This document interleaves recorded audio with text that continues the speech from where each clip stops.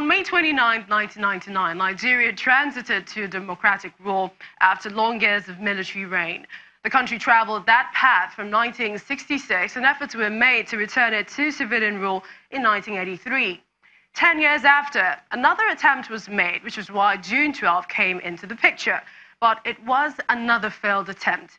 May 29 is significant in the nation's calendar because it marks the restoration of democratic system of government. And so May 29, June 12, or any other date, Nigerians have commonly clamored for a people-oriented government, which is one of the tenets of true democracy. However, a democratic society is not only measured by its ability to conduct regular elections.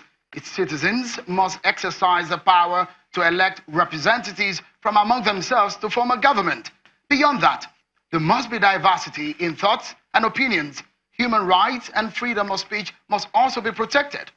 Since Nigeria returned to democratic rule in 1999, the country has peacefully and successfully transited from one democratic government to another.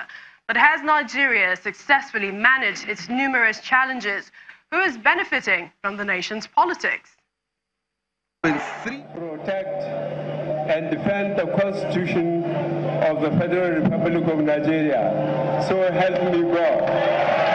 Just like yesterday, it's been 3 years since this current administration came into power in a historic election that saw the incumbent government, led by Dr. Goodluck Ebele Jonathan, conceded.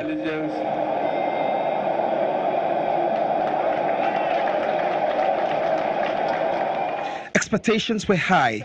Many slogans crept into the country's lexicon. The loudest was the word change. I have to get used to saying that. The waiting actually started as soon as the inauguration formalities were on the way.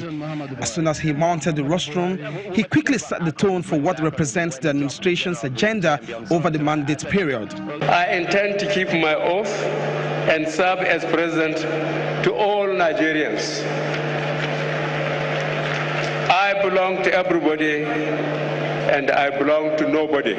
In clear terms, he left no one in doubt from his statement what kind of government he will be running. Soon after, the cliché body language became a convenient adjective to explain everything, actions and inactions.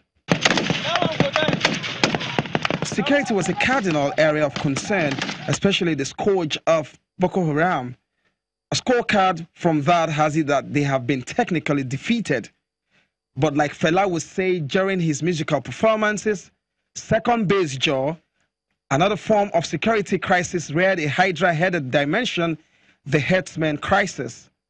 Adamawa and Nasarawa came under several attacks, but that of Benue appears like a sore thumb that won't heal.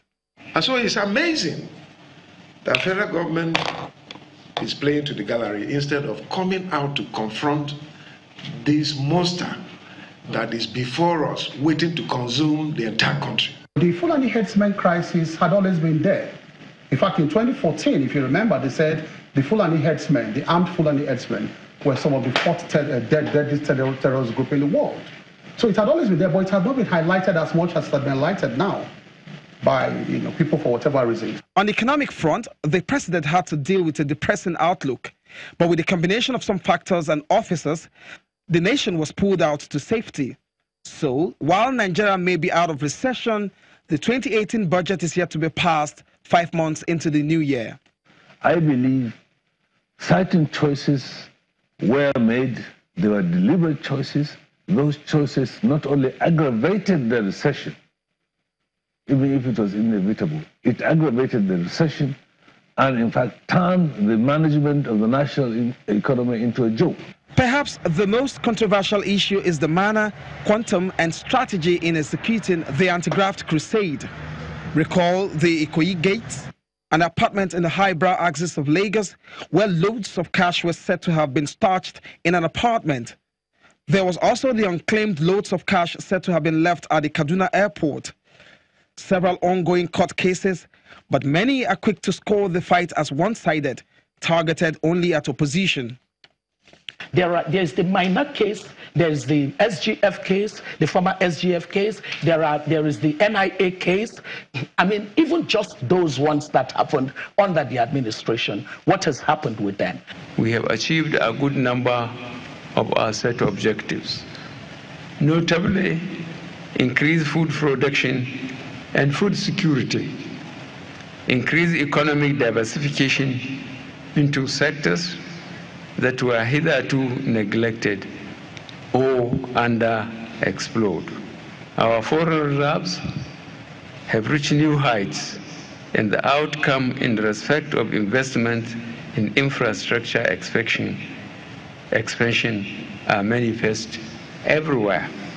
On the political pattern, the scorecard can best be viewed during this election year, the voting pattern and outcomes, bearing in mind that the president has already indicated he wants another shot at power. Olu Phillips, Channels Television News.